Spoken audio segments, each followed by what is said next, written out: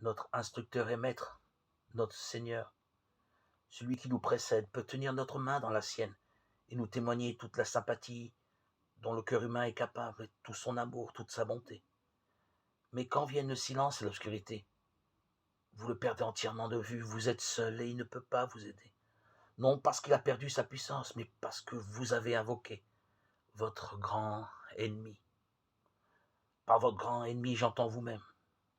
Si vous avez le pouvoir d'affronter votre âme dans les ténèbres et le silence, vous aurez vaincu ainsi le moi physique ou animal qui réside uniquement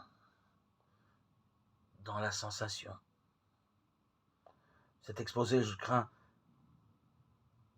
vous paraît peut-être enchevêtré, mais en réalité, il est tout à fait simple. Lorsque l'homme a atteint sa maturité et que la civilisation est à son apogée, il se trouve alors entre deux feux. Si seulement il pouvait revendiquer son grand héritage, l'encombrant appareil de la vie simplement animale s'écarterait de lui sans difficulté. Mais l'homme ne lance pas cet appel.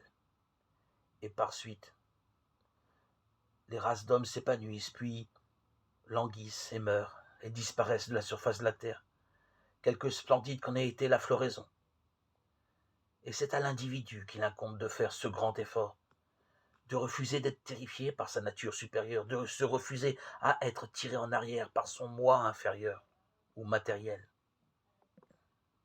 Tout individu qui accomplit cela est un rédempteur, est un disciple de la lumière, un disciple de Dieu.